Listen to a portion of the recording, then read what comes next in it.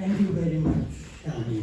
I will begin by thanking Shani, but also Emmanuel Sada, who had first the idea to convene this assembly and discuss about the book. And I think also that by organizing it, I believe that her intention was basically to try to figure out how I operate between so many fields. Emmanuel is my friend. I have known him for many years. You know, our French, what we share has francophones. I would like also to thank my probably two of my best friends, among my best friends, which is Gert Spiga, with whom I have taught a class, which I think I have to confess has taught me how to read novels. Because she kept telling me, do you think that the novel is about the reality? It's not sociological, it's imaginative. So now I have been doing that, I think. I don't know if I'm doing it well. But this book has been influenced by precisely going back to reading those novels. And my friend Manje Jawara also have pushed me to engage much more with the humanities. I have a problem with him because he came and relocated in my country and relocated in the land of my ancestors, where I am unable to have a house. He has two houses there. It's a nice thing about you. So this book is a book which is part of, if you want, three adventures I have been engaged in over the last years. The first one is reading a preface written by Toni Morrison for an African novelist, a Guinean novelist, Kamara Lai, and the translation of the Regard du Roi, the Radiance of the King. And when I opened it and began reading it, I was fascinated by one thing. As Toni Morrison was saying, this is one of the greatest books written by an African novelist. It amazed me as an appreciation because I was trained, I read Kamara Lai, everything, when I was in college. And Kamara Lai for me was this very conservative writer who was always compared with Sembène Ousmane and people like that, and looked at her as somebody who was writing like, colonial novels. And I was trying to figure out why is he saying that. And I went back to read Kamara Lai. And I discovered that, it was a problem of reading. It was a problem of understanding how you can subvert the language of the masters to use it for your own.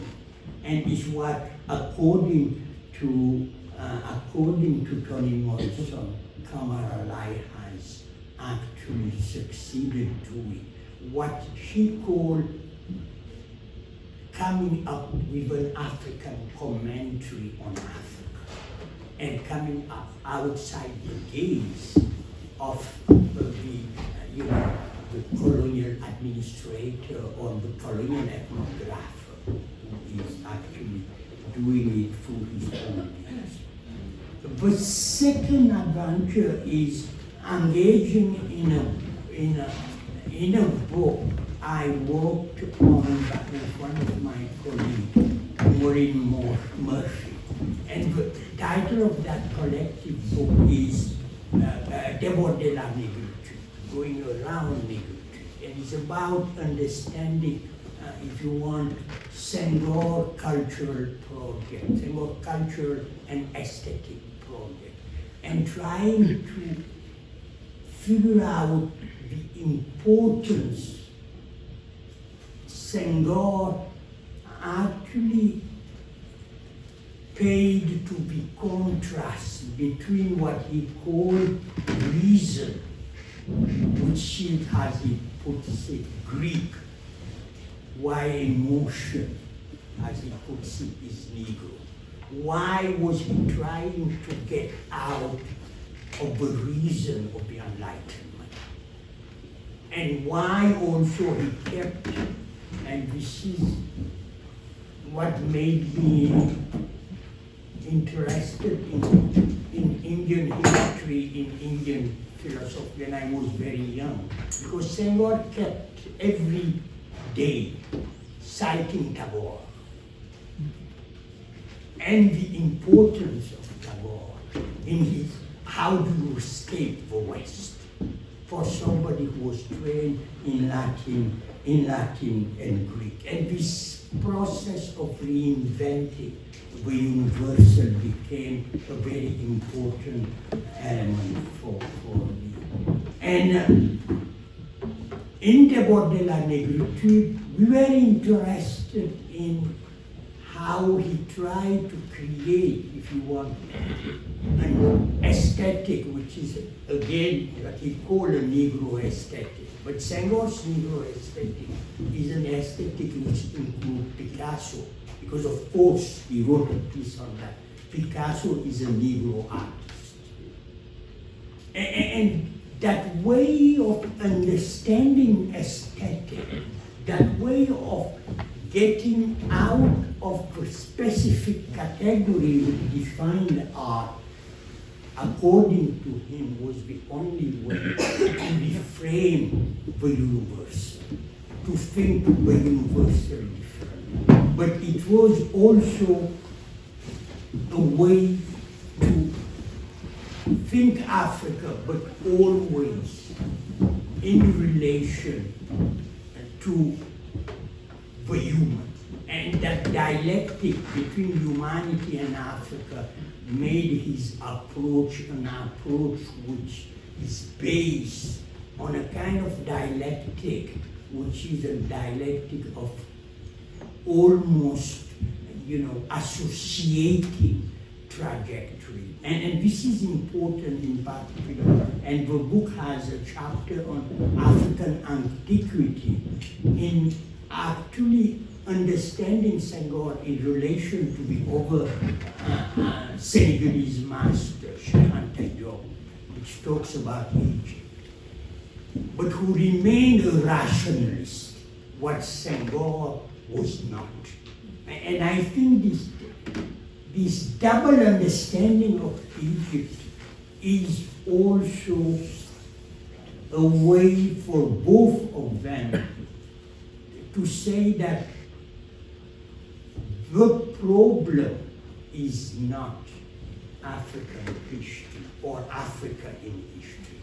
The problem is the discipline, and how the discipline is actually confronting issues, which are issues of identity, which are issues also of predictability. And it is important to say that because it's what I think has defined approaches, which are the approaches of Black African, African diaspora historian, was how to deal with history as a discipline before even dealing with what is the past of Africa or what is the past of their community. And this is already a discussion, when Alain Locke is doing the New Negro, and when Schomburg say history is not about argument, history is about archiving.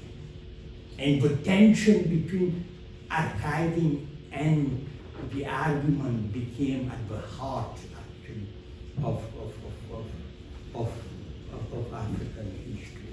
And it is why Senghor for me is so central. And this discussion, which is how to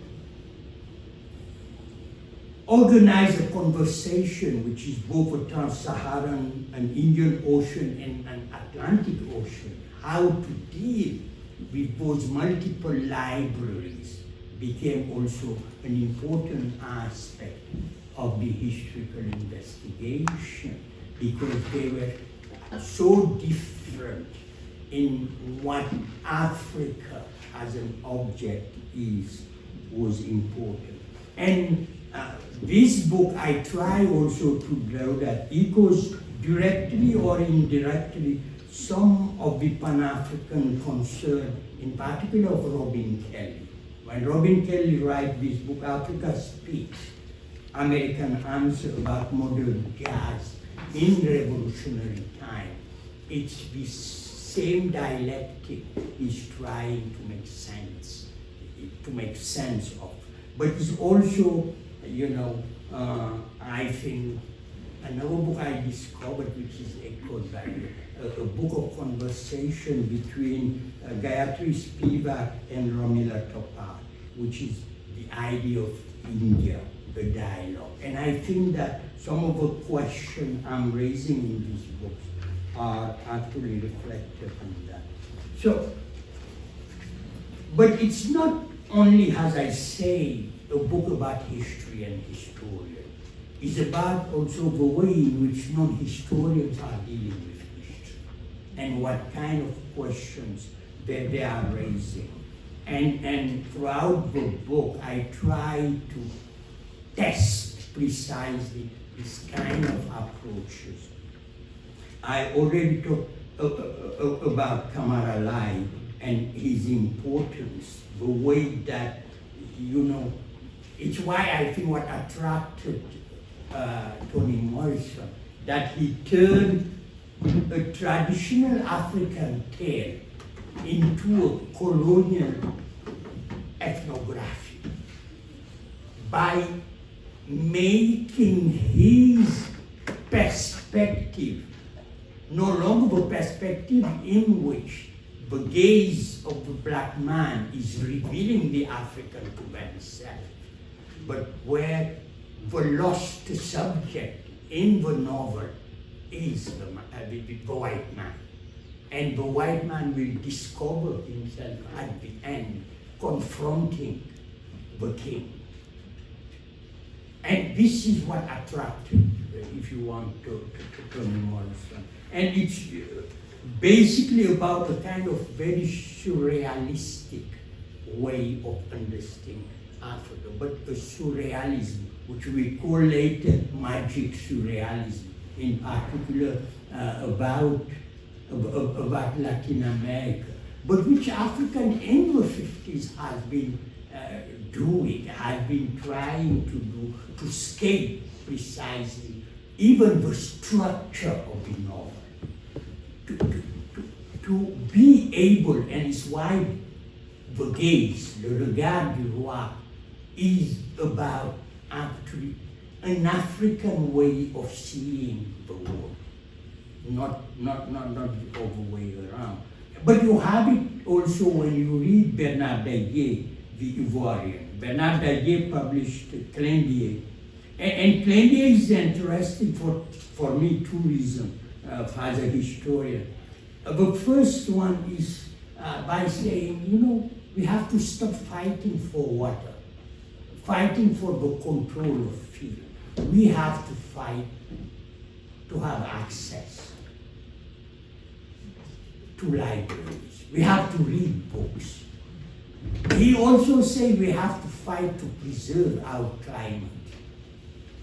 And he makes this, I think, very funny joke that the white man is the only person who cannot live without his climate.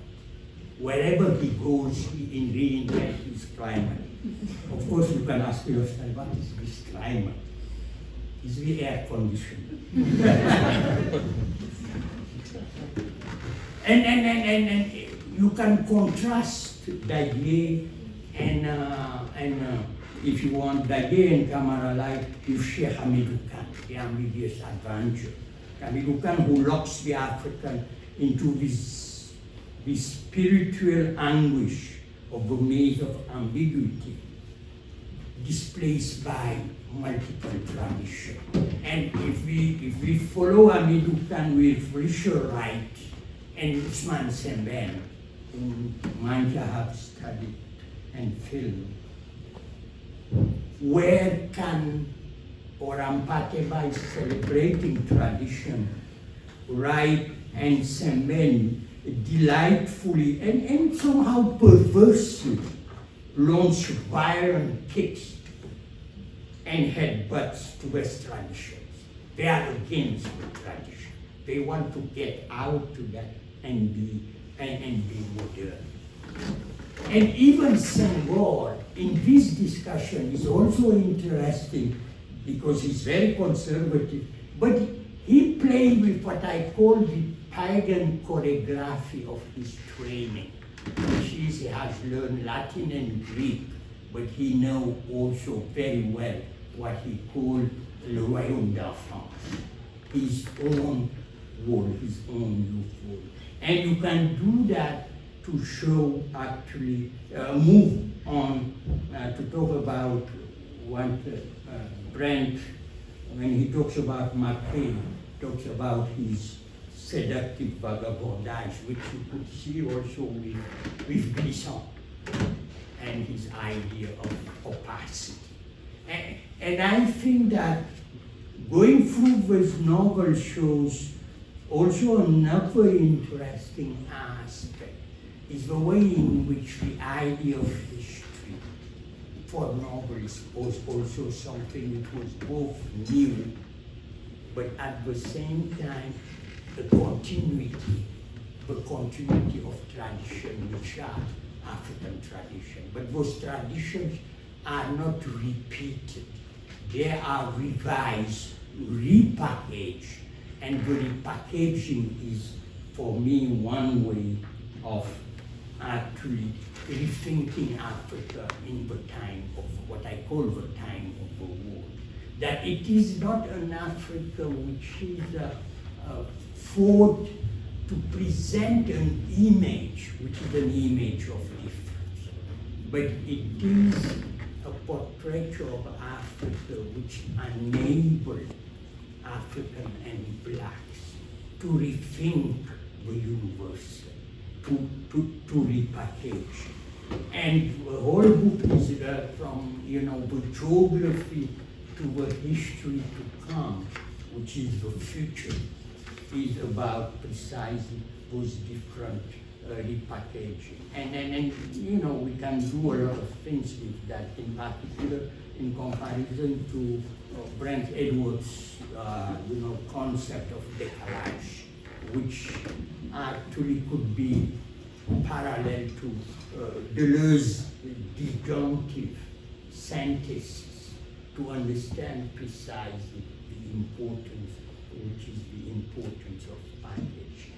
And the book is basically about that, and all the chapters. The small book, it has almost 10, I think 11 chapters. I was amazed by that. You can write this very small stuff, and the difficulty of doing it. And if you want the way of approaching that, this discussion, large discussion I presented, I use what I call free insurrectional interpretation, one by Sembène Usman, who decided that historian. I used to have this very interesting discussion with him. Senghor hated historians. He preferred ethnographers because ethnographers are descriptive. Sembène hated historians because he said that they are chronophages. They eat time. They make it flat when it is not flat. So, and for him, I think is why he decided to be, a filmmaker. Because, as he puts it, historian has to be pushed out of accounting what the world is becoming, because they are cannibals. And they are cannibal in temporality. They are flattening something which is made up of broken lines and zigzag form. And I also discuss a lot of what Ashish Nandi talks about mythographies, mostly because of the way in which Africa are trying to make sense of the past. And the last one is an anthropologist, a South African anthropologist, Ashima Feji, who believed that history was a white discipline. It's just a Western white discipline. It's not African. And you need to forget, because history understands only two things: tribe and nation state, when you look at it in Africa. So, and I will stop there. What I'm interested in was to look at those discussions to try to figure out, the trajectory, which is the trajectory of history. And if you want, I finish by trying to come up with, something which, escaping, of course, Du Bois title, The World in Africa, because I don't want to repeat it. And I have tried to do it, and this title in French, which is, I don't know how to translate it in English, is about, looking at Islander Ross, who went to Africa in 1936 and who wrote a very interesting book, his journey to Africa. And her way of understanding Africa in the world, or the world in Africa, is quite fascinating. For what Shani was saying, when in particular as an African, you have trained, you have traveled. And I will read just a quote and stop there. She said, I was brought up in a household wide awake to every phase of the Negro problem in America. There was a reach in America. There in England, I was disconcerted by the fact that the Negro problem was not only the problem of the 13 million Negroes in Africa, but was and is the far greater problem of the 150 million Negroes in Africa, plus the problem of the 10 million Negroes in the West Indies. Later, much later, when I finally began to find out what it was all about, I came to realize that the Negro problem was even not limited to the problem of the 173 million black people in Africa, America, and the West Indies, but actually does not especially include the problem of the 300 million Indian in India, the problem of the 450 million in China, as well as the problem of all minorities everywhere. And I think that this is precisely what has motivated all these intellectuals I am considering in my book, is that their concern is not Africa. Their concern is the world. Thank you.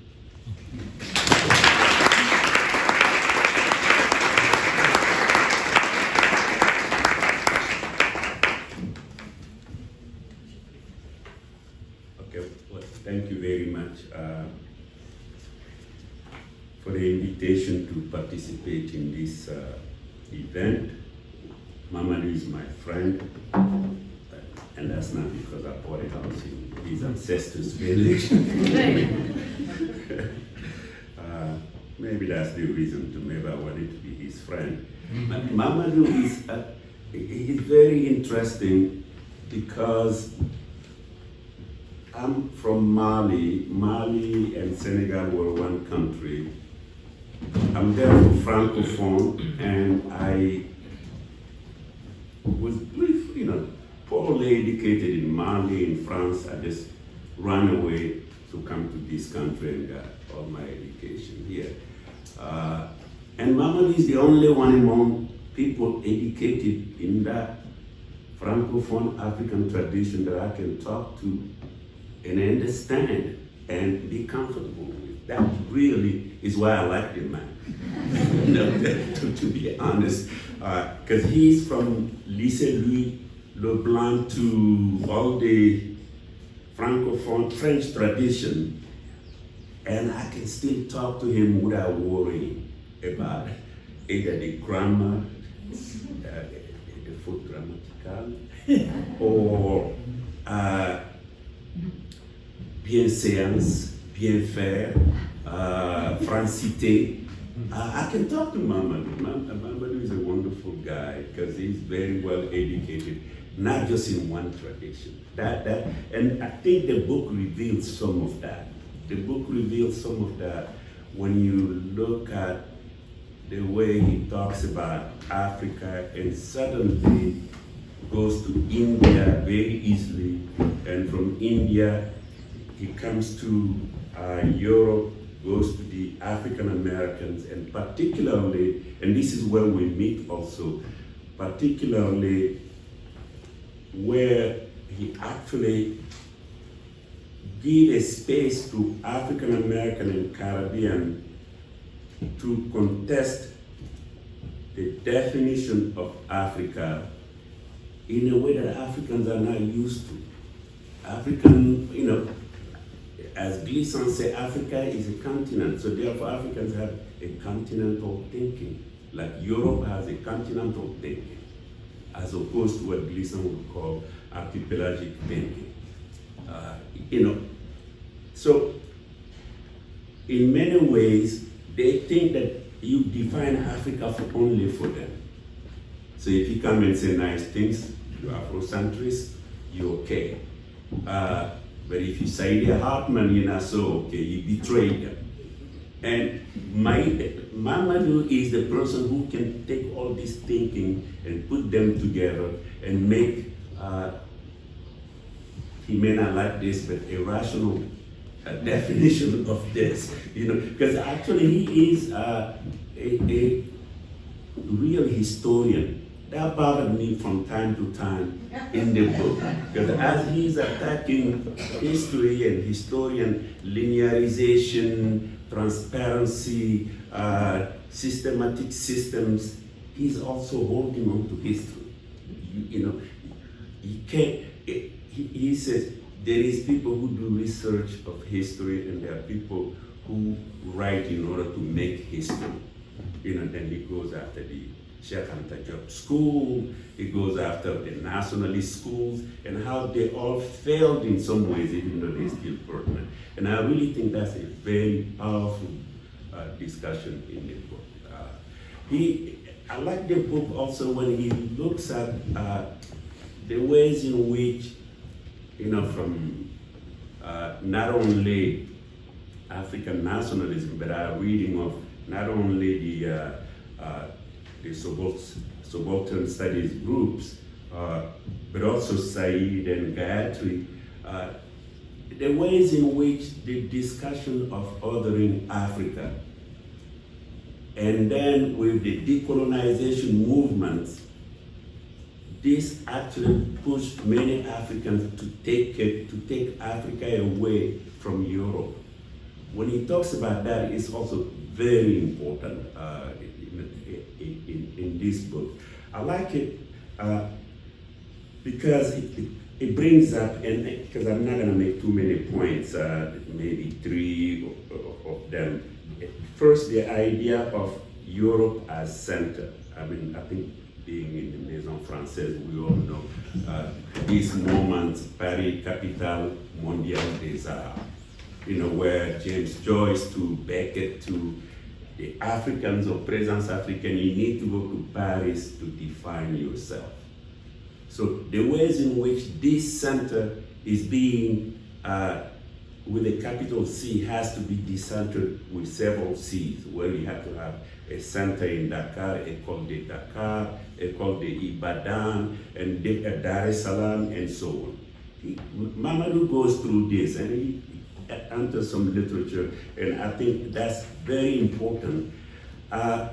Looks at this in terms of people, well, basically negritude, people who have to take les armes miraculeuses, the miraculous weapon that talks about, in order to make themselves uncolonizable by the colonizer. You know, this is César's point. But Mamadou takes this, the denigration and how it led to nationalist discourses, but also Afrocentrist claiming of Egypt and all these things, and tells us that what he likes most is, I think he mentioned them in his talk here, is Ashish Nandi from India, Samben Ousmane from Senegal, and Archie from South Africa. Samben has this film that many of you have seen. It's called Kala. And Kala, there is a moment when the president of Assemblée Nationale is telling the disgraced politician to speak French. He said, en français, même les injures les plus pires dans la plus pure tradition de la francité. So, Mamadou takes these things in order to say even the nationalists who are trying to attack France, they actually are still in that binary oppositional discourse, where French people say this, they actually saying what? He says Europe, he doesn't say France, I'm saying French. So it's taking one piece and replacing it with another piece. Where Africa was bad, Africa is going to be good like this. But the Sambens do not do this. Sambens group, or Ashish Nandi, or Archie, they are trying to look at, Mamadou gets to this toward the end of the book, le vécu, where you define yourself according to your lived experience. Your lived experience is what's going to define you. And I think this is very important, and it's, once you begin to look at the vécu, what gets to me is that, and I'm taking this from Glissa mostly, is the West a geography or the West a project? If West is a geography, then we all go to France and get it. We go to Germany, we go to UK, we even come to US sometimes.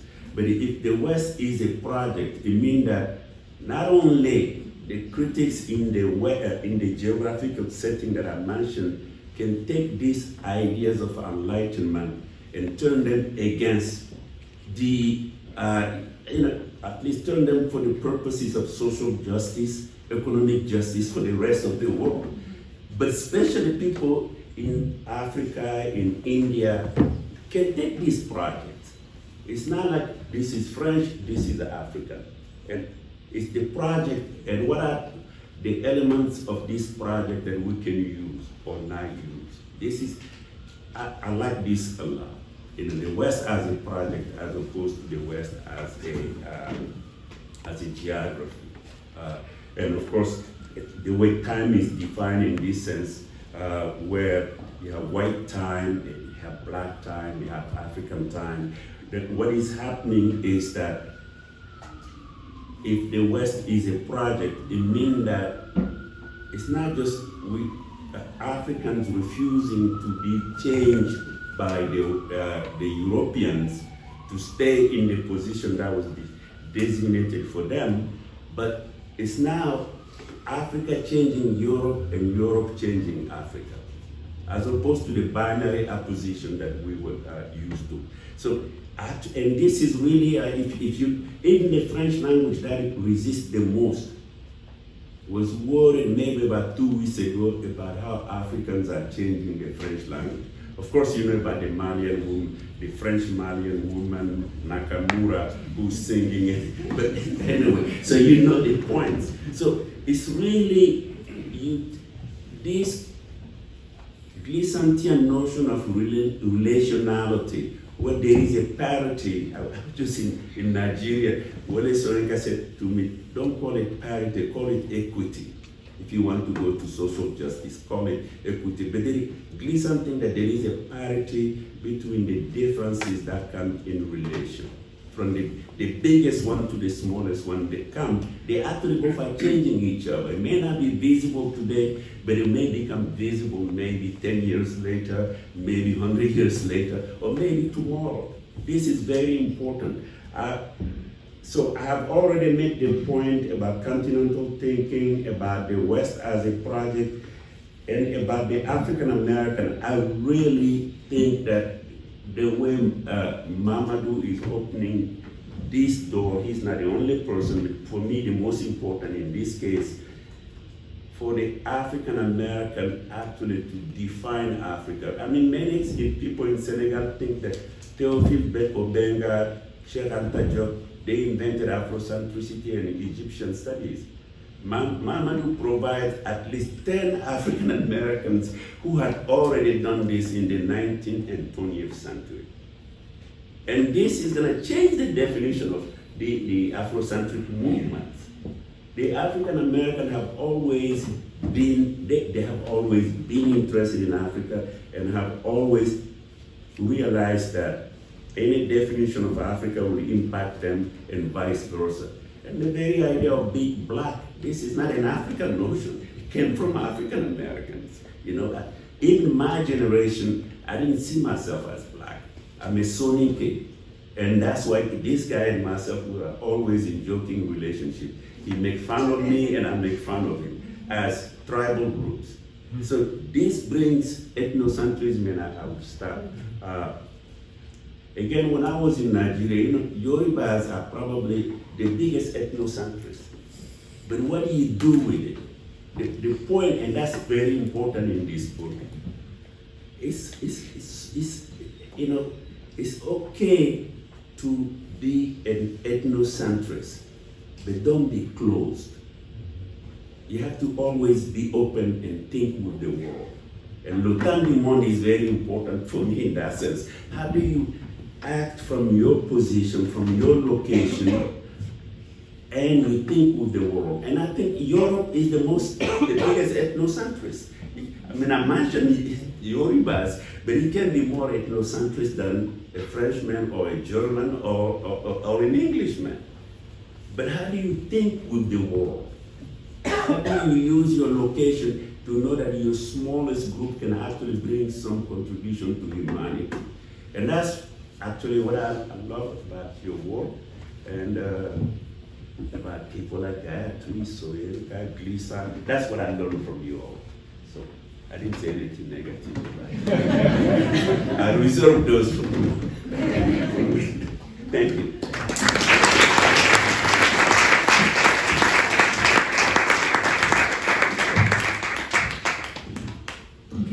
I will make short comments. First of all, I'd like to thank you all for being here.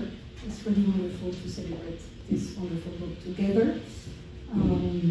For those who don't know, this book is extremely, should I go closer?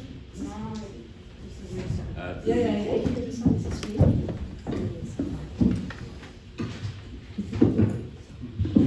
So, Mamadou is very modest, but this book is really an incredible success in France. It's all over the newspaper, the magazines, people are reading this book, commenting on it, so it's very nice to bring that discussion to New York City, another capital of the world, I suppose. Okay, I have one question for Mamadou. I don't have that many comments. I have one question, and the question is, quel monde? What world are you speaking about when you speak about l'Afrique dans le temps du monde? For those who have not read the book, this is in many ways a brilliant not so much inversion, but a riff on the idea of universal history that appears in the late 17th century in France, with people like Bossuet, and goes on throughout the Enlightenment with Voltaire and Renal and so on and so forth, but in history that is intrinsically connected to imperialism. And Mamadou says you can actually disconnect history from imperialism. You can disconnect even universal history. So actually, it does, obviously can't, it doesn't buy the concept of universal history, but he speaks often about the universal, and certainly speaks about the world, right? And when Mamadou speaks about other people, pay attention, because he speaks about himself. At the end of his short comments, he spoke about all these authors and where they were concerned with the world. Mamadou is eminently concerned with the world. But the question is really, what world? What is today, right, in 2024, what world are we speaking about? So, just a few comments. One of them starts with a reflection on an inversion regarding colonial history. So, there's a great chapter on the history of colonization, and as a historian of colonization, I felt like I had to start there. So, Mamadou quotes this classical for colonial historians like Vansina and Al-Shayi, who said in the late 60s and 70s, right, really insisted on the importance, on the trivial importance historically of colonization, right? It's a parenthesis. I think Jay said it was a digression, an episode, right, in the history of Africa. It's just something that, just an episode. So today we have the same, actually 40 years later, we have the same kind of historiography that has reappeared with people in France like Camille Lefebvre, right? A magnificent book called Des Pays au Crépuscule about Niger. But and many other people who work on Africa and other places who basically want to undermine the importance of colonization in the name of the dignity of different histories, in the name of agency of the local population, in the name of alternative historicities. And all this is obviously very important and very well done. You would note that in that case, the impetus is on the weaknesses of Europe, right? Europe could not do what it was said to do. It's not like, it's mostly a kind of deconstruction of European supremacy. The question comes to violence. You mentioned very briefly that all these historians are interested at some point about, they get interested in colonization only to speak about the terror, but in a way that terror is not really connected to the rest of that history, right? So I find this fascinating, especially since we share an interest in Jacques Beck, La Dépossession du Monde, where actually he is really, I think, working through those issues and trying to understand both the incredible violence and at the same time the margins under which African history, South Asian history, for example, could happen. But this question of the violence leads me to another kind of inversion, right? Not so much that like the inversion of colonial history that now insists on the weaknesses or the fragilities of European imperialism, but another inversion which is, for me, very, as a teacher, as a professor here, very disconcerting. And Mamadou, I want your help here with that. And maybe also Nantia and Garrett, I want your help here. The other inversion is the inversion of in a way that is led by the movement of Afro-pessimism, that is the eradication of history, as far as I can tell. And that uses actually all those things you're interested in, Mamadou. The Atlantic world, form of contact, right? Form of interaction that have led to a vision of the end of the world. We are a moment of, there was a moment of dislocation in early modernity, and then we got stuck. We're no longer living in history, right? The end of the world is upon us. And so I really would like to have your vision of this, and like how this history that for you is contact and productive and can also lead to this vision of a complete absence of history. So that was in a way my question. And my question, so again, to go back to the world, right, to the idea of, you mentioned the human condition. You mentioned as a unitary sense, in the singular, right, the human condition, the world, the universe, right, the universal, right, the universal without any imperialism. Can you tell me how you keep the world in our terms? That's it. Thank you.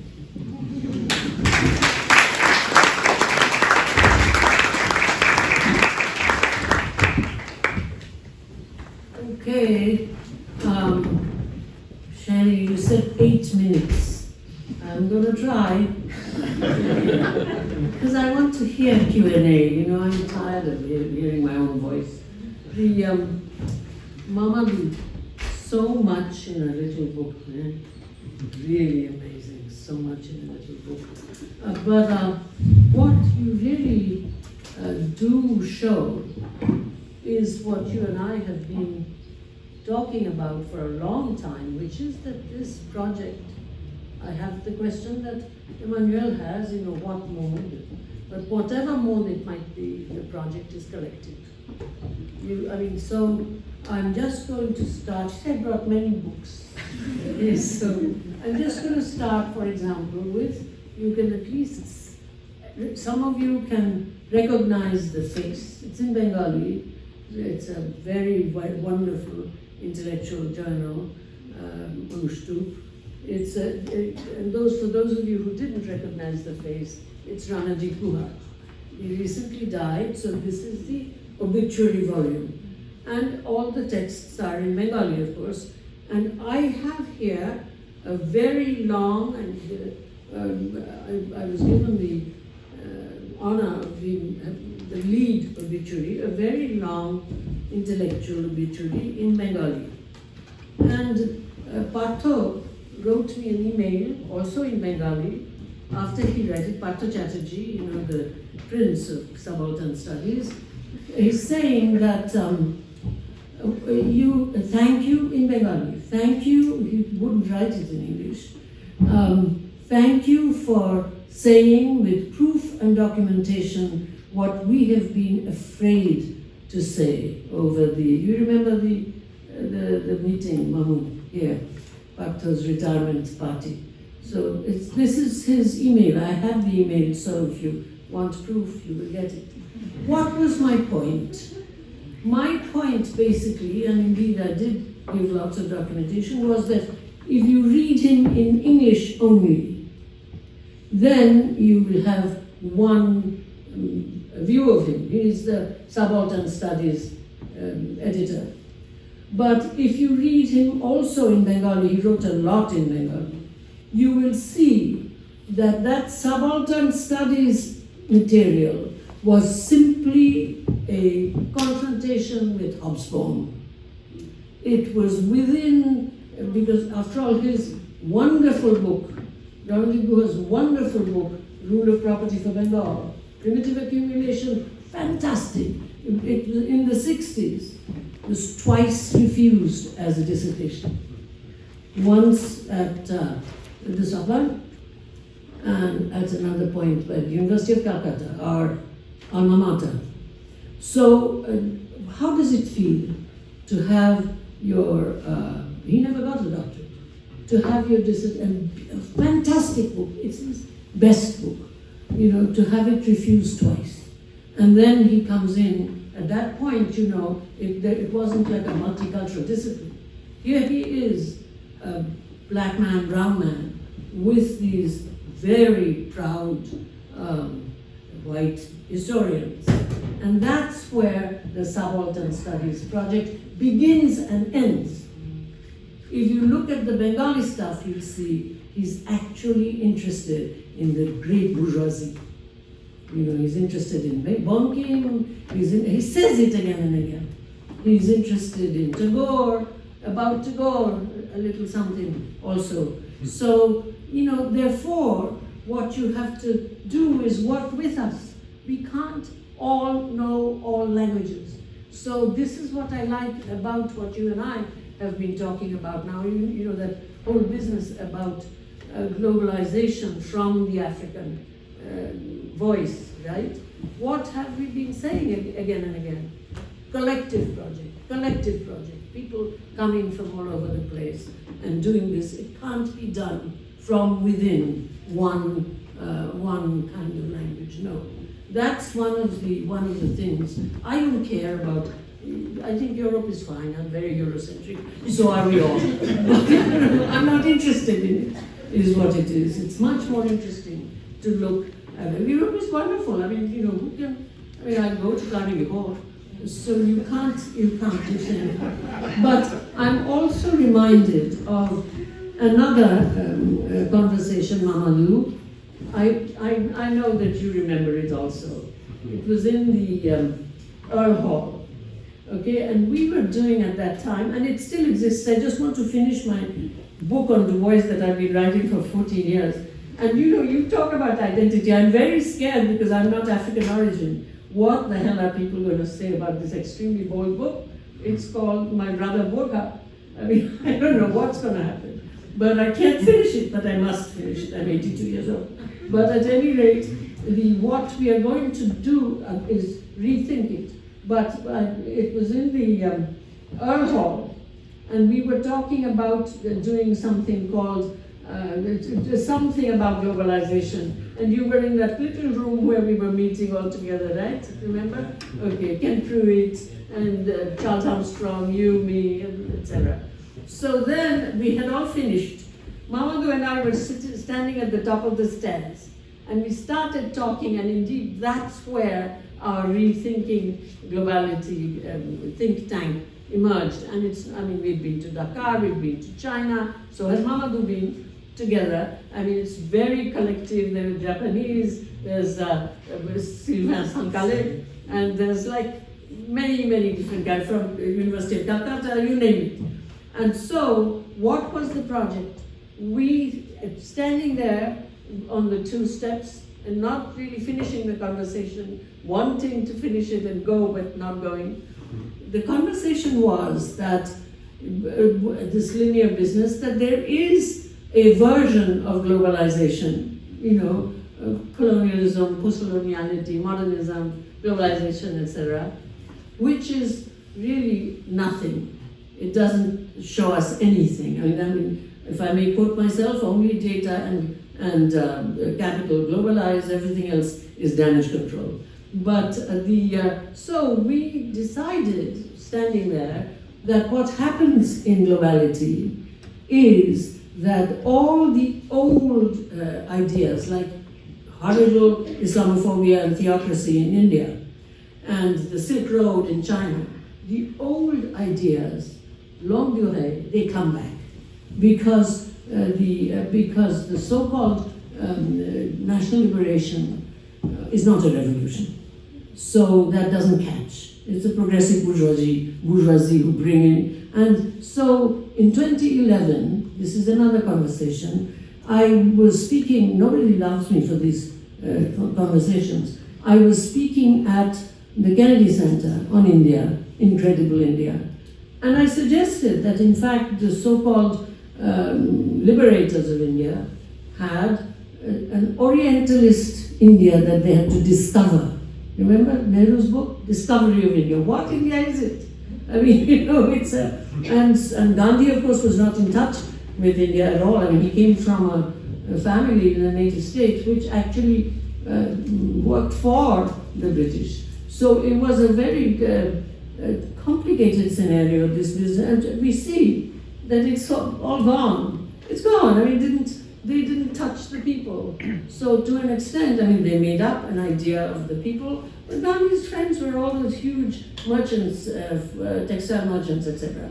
he tried, certainly they all tried to touch the people, but the people are not so easy to touch in a place like India, as the subaltern studies folks certainly found. So that's another conversation that comes to mind in terms of your remark, which I find extremely apposite. Ethnicity, I quote, ethnicity is in the present. It is in the present, like the caste system. It's not something, and Mantia, you also spoke about it. And it seems to me that that's something that we can't just think of as a joke.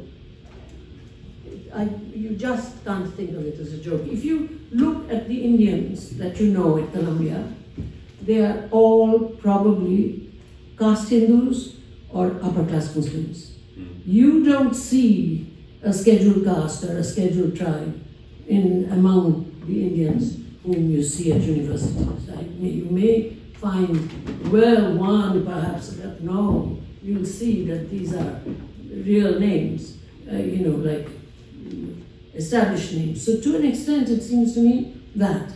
And then the final thing that one also thinks about Mamadou is, and you see, this business of the collective project of rethinking globality, this is something that, as I say, it hasn't ended. And to an extent, I see this fantastic book as a station in the middle of a huge project. I should say that I so like the book that I've already proposed it for our round table at the Modern Language Association of America.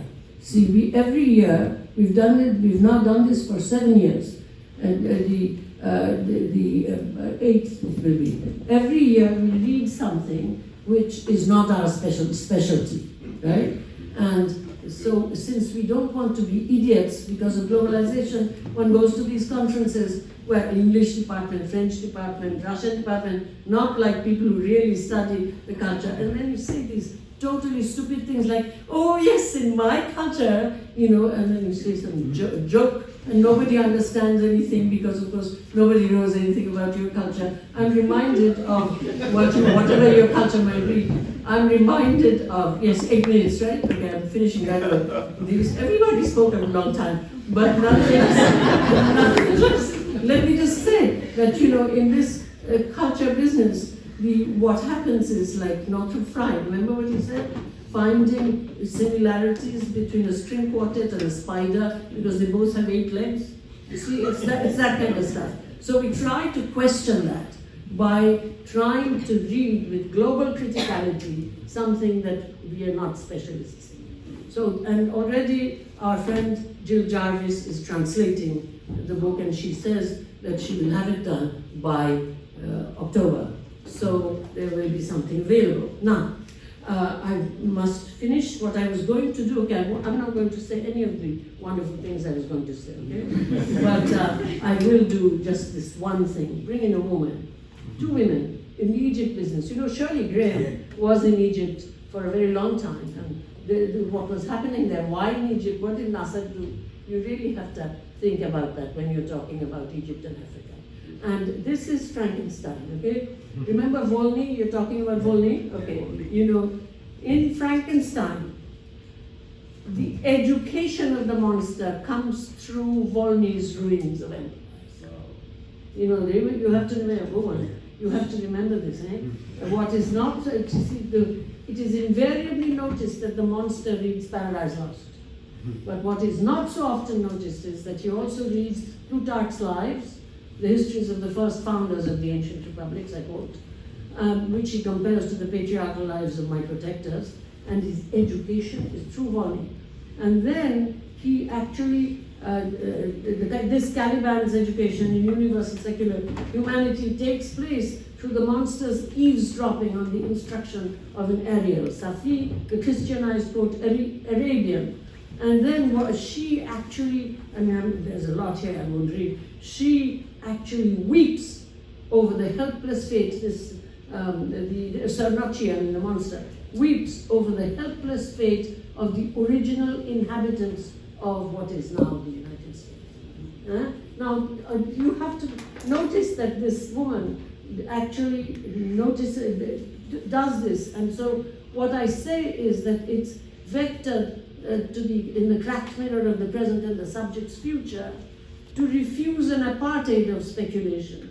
And so I have said here, his request not granted is, as we have seen, for a gendered future for the colonial female subject, okay? And it seems to me that that's where my notion of history comes in, because I'm not a historian. This is my relationship to the subaltern studies group also. I'm someone who kind of, a literary activist within history. So my idea of history is a relay race, picking up the relay. And so I would have said a great deal about what you call it, Du Bois. I won't say anything, but I do want to say, you know, this book in 2 volumes, The Native Problem in Africa, which is a well-known book, Du Bois reviewed it, Raymond Buell, you know, he does say that the policy of all of these colonial states was to discourage, which it mixes with what you say, to discourage them from thinking Africa and to actually push them into ethnic identity, because that way they will fight and they will remain within themselves. And you know, they are big books, 2 volumes. So, and he goes, and Du Bois also kind of likes this. So the question of identity, they call the native problem in Africa. So the question of identity is something we could do a lot about. Unfortunately, there were more wonderful things that I could have said, but life is short and art is long. So, thank you, dear.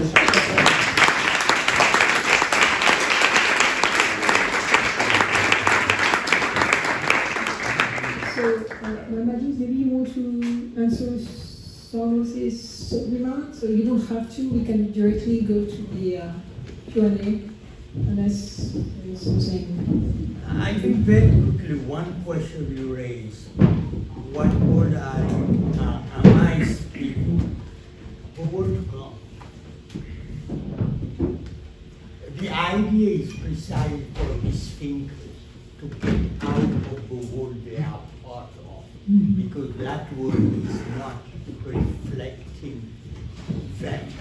They are not part of it. And to talk about Buha, the idea that history is also a process of what are they calling, of exclusion. The whole attitude for these people is about going back into it, but by going back into it is also changing the way in which we think about history. And I think that probably why I've been attracted by Jacques Berck, La Dépossession du Monde, precisely because of that. Because what Berck is saying, where Tagore talks about the only possible history for the non-West is poetry, Berck seems to be saying that what the Arabs, quote unquote, have discovered, that the only way to rethink his history is dancing. So it's why, and it's also something interesting when you see the new scholarship developing in France with Boucheron and Hartog. It's about this history to come, which my colleague and friend Fred Cooper has been advocating for years, that history is about finding the possibilities at a given moment and asking yourself why this one is realized, these others are actually not realized. And that tension is what creates, I think, a space in which we can think history outside of the state and outside of politics. Thank you. So we're going to take questions from the audience. Who wants to start?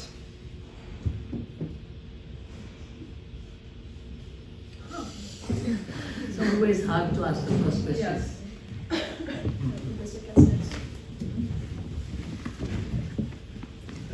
dear Mamadou. Two images. Of course, I've yet to read the book, so I can't wait. I'll even test my poor French. The two images came to mind in hearing you speak about history. One, of course, is Du Bois's of the Veil, in a famous image in which, in consequence of the color line, whites cannot see the other fully humanly, and blacks cannot see themselves fully humanly.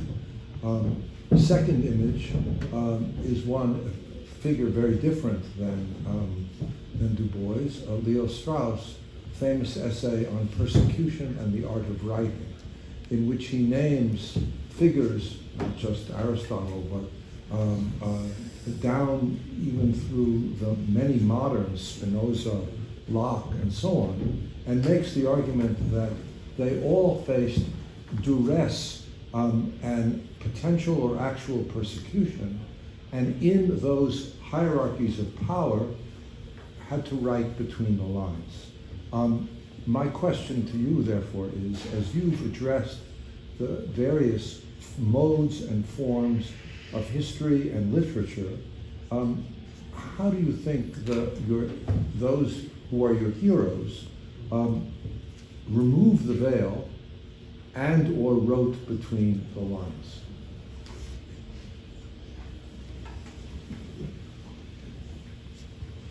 I think it's a great and at the same time very difficult question, including for people we have been writing, because it's about, and it's where Toni Morrison is interesting. When she tried to, in particular, tried to figure out how the images about black people, where are they produced, and by whom, and how are they circulated.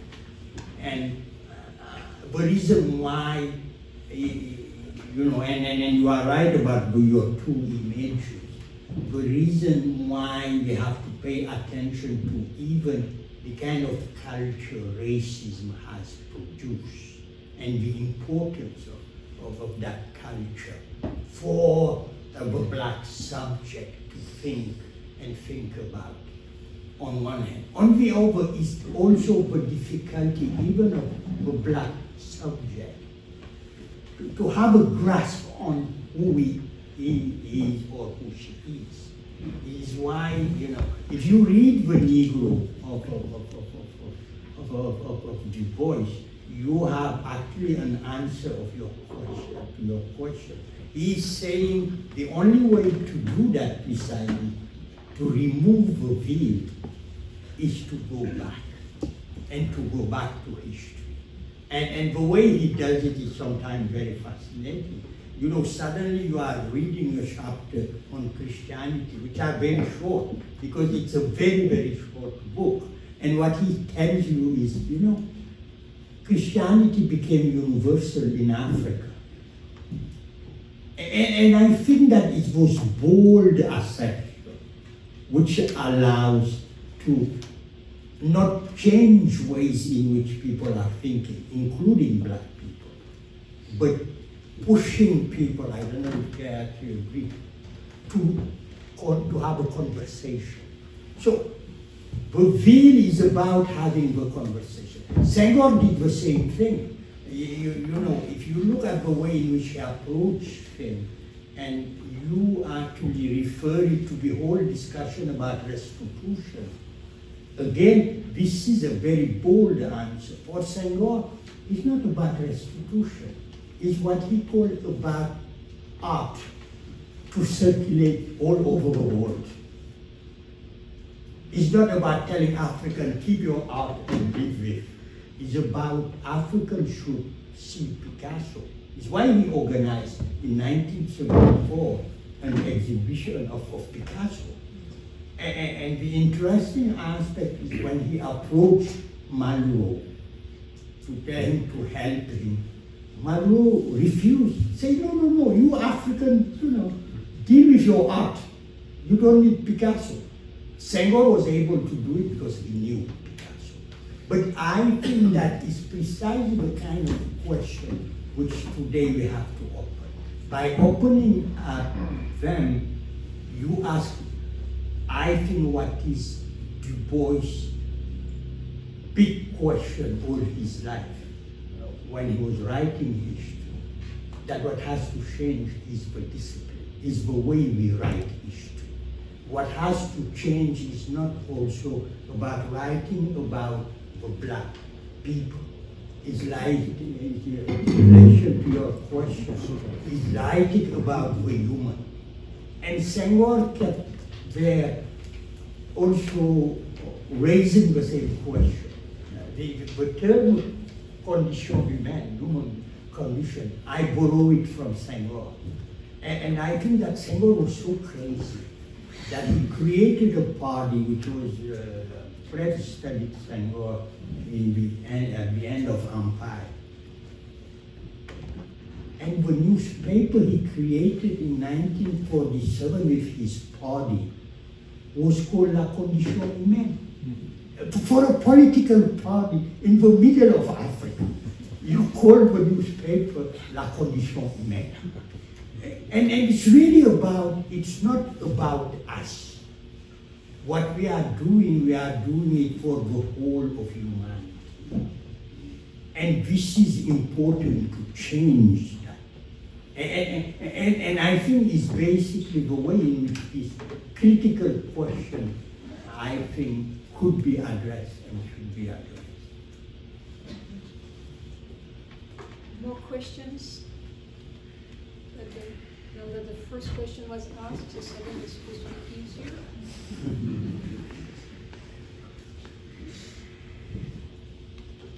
If there is no question, I'm going to say something. Du Bois, look at his bibliography in his Black Reconstruction. How is history to be written? The first group. These authors believe the Negro to be subhuman and congenitally unfitted for citizenship and the suffrage. Then he gives a list. This is his bibliography. Then the next one, history. These authors select and use facts and opinions in order to prove that the South was right in Reconstruction, the North vengeful or deceived, and the Negro stupid. And then again, list. And then fair to indifferent on the Negro, many. And then these historians have studied the history of Negroes and write sympathetically about them, etc., etc. They do not ignore the truth. And then these are the answers of certain carpetbaggers and scalawags to their traducers. So, writing, I mean, he really analyzes the historian in terms of, he can't say, condition humaine. These are all, so there is a difference, number one. Number two, I'm not going to talk more, I want another question, because I have an answer about Christianity, if there's a moment. Okay, there's a question here. Thank you for this panel. I haven't read the book yet, so I'm sorry if my question is a little too vague, but it seems like the idea of the colonial library is like an important one in your book. This idea of by Mudimbe as like a colonial library, and I was wondering if what's in your decolonial library, your post-colonial library? If you had like 3 books, for instance, Senghor we know already, but maybe 3 other books that you would include in your decolonial library. I think that I will never have a decolonial library because I don't believe in decoloniality. I think it's first one thing I can say. Yeah, I am a historian, and I think that I will not have a history book on my library. What I'm really interested as a historian is ways in which history is used by non-historians and how non-historians believe in history more than historians. And I think that it's why probably now I'm much more attracted. I'm attracted by novel and novelists and the way in which they are trying to understand, the world. But also I'm attracted by something which is at the end of his book, and which is part of Achebe's, obsession. is the obsession of having multiple narratives and having, as he puts it, maybe it's not true, but he say that if everybody is left telling his own narrative, the world will be in peace. And I think it's something to try. You know, the idea of precisely diversity, plurality, and multiple aesthetics to deal with who we are and why we are. And you know, was young Senegalese who won the concours is one of the interesting aspects. He uses the term to talk about Senghor, l'encombrant Senghor, alert Senghor, who is always there and who knows everything. And a few days ago, I discovered reading a book. I read it when I was, in France in this very sophisticated class, where you learn about. Brent is smiling because he knows about these nouveau romans, And one of the critics of the nouveau roman was Michel Butor. And Butor has written a book on Hugo, Victor Hugo. And he uses the same term, l'encombrant Hugo. Because Hugo knows everything and talks about everything. But the interest of Hugo is precisely that.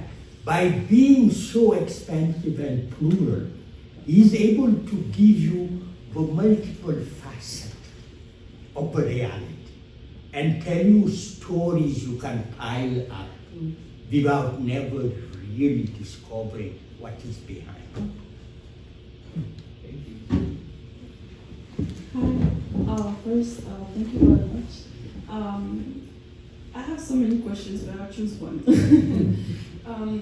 It seems like in the 60s, arts, with the negritude earlier, the same leaders, really managed to merge arts and politics and academic life in one movement. And now in Africa, to my understanding, I'm 18, so I don't know everything at all. It seems like politics and governments are really dissociated from arts and the youth and intellectuals. If we take the example of Congo, we had Lumumba, and now, it's so different between the young scholars, and that's why I think we have so much brain drain. So it questions me about Pan-Africanism and what it has become, because before, the states were Pan-Africanist, and now we have leaders that don't really care about the youth. So I'm just thinking, where do you think Pan-Africanism can live now, and what is going to become, and why it has changed? If you could comment anything on that. Thank you.